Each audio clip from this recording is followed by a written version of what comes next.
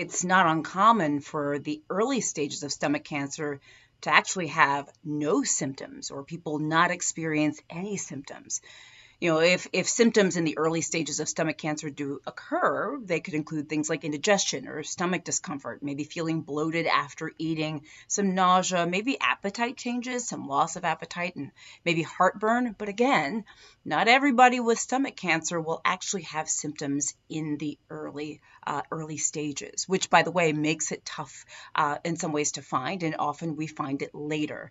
By the way, guys, the stomach rather is an organ between the esophagus and the small intestine. What does it do? Well, the stomach helps us digest food. And stomach cancer is a cancer that develops from the cells lining the stomach, okay?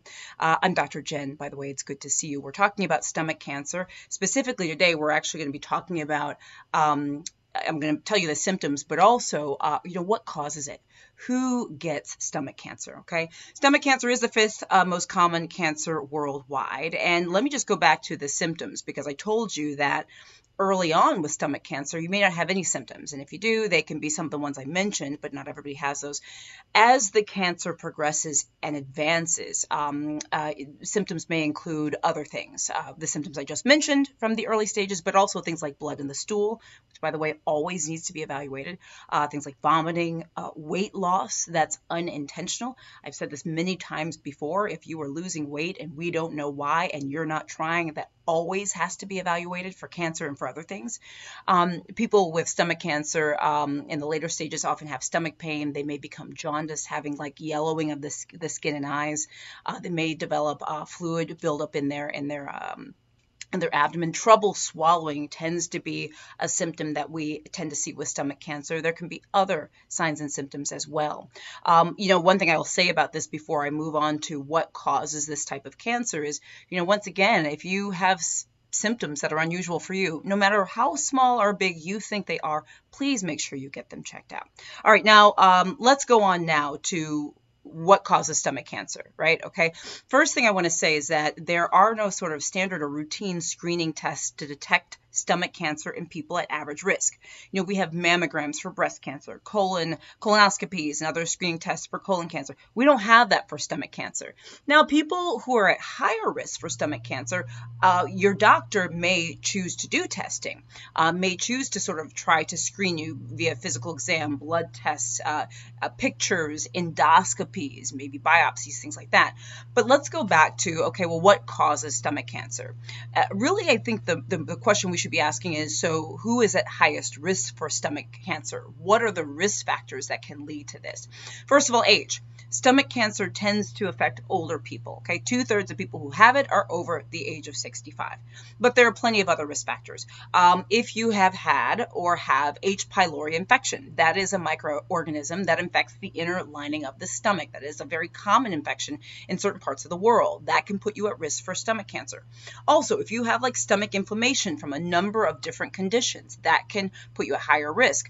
Also, if you work in the rubber or coal industry, or you've been exposed to high levels of radiation, that is something that you need to be very thoughtful about, and your risk for stomach cancer may be higher.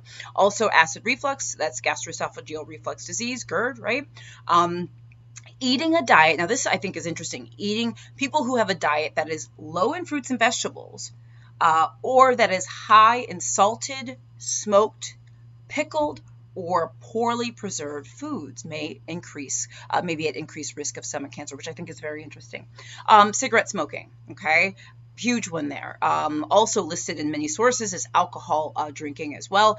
In the United States, Black people, Hispanic folks, Pacific Islanders, American Indian, and Alaska Natives tend to have stomach cancer more than white individuals, and men are nearly twice as likely as females, as women, to be diagnosed with stomach cancer, okay? Just a few other risk factors, okay? Epstein-Barr infection, pernicious anemia, that's an autoimmune condition where the intestines don't properly absorb vitamin B12. Obesity, okay? Obesity is a risk factor for a number of things and a number of cancers. It is also a risk factor potentially for stomach cancer as well. And then also having a family history of stomach cancer. There can be a genetic predisposition.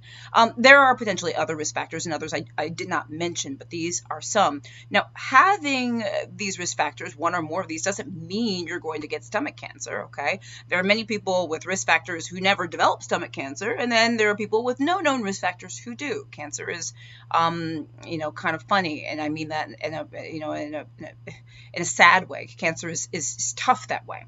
The most important thing is for you to understand these things and talk to your doctor if you have concerns about your risk. Also, as I said before, any symptoms that are unusual, talk to your doctor. And remember, stomach cancer is often found late. And so oftentimes, because it's found late, it can be tough to treat. It can be treatable, okay? Surgery, chemotherapy, radiation, etc. And there's other diagnostic tests and ways that we can diagnose it other than the ones I mentioned. And there are other potential treatments as well. But just know that this can be a tough one. It's hopefully this information will help you and a loved one. Let me know in the comments what you think. If you have experiences, either personal, from family members, loved ones, yourself with stomach cancer or any of the risk factors, please let me know. Sometimes what you write in the comments helps other people. Guys, I'm Dr. Jen Caudle, practicing family physician, on-air health expert and video creator. I do daily videos on Facebook. Please like and follow my page. YouTube, hello. Please subscribe to my channel. Click the little bell for updates. Also, I'm on TikTok and WhatsApp and Instagram and all those at Dr. Jen Caudle. And go to my website, drjencaudle.com, to sign up for my free health newsletter. Guys, I'll talk to you soon.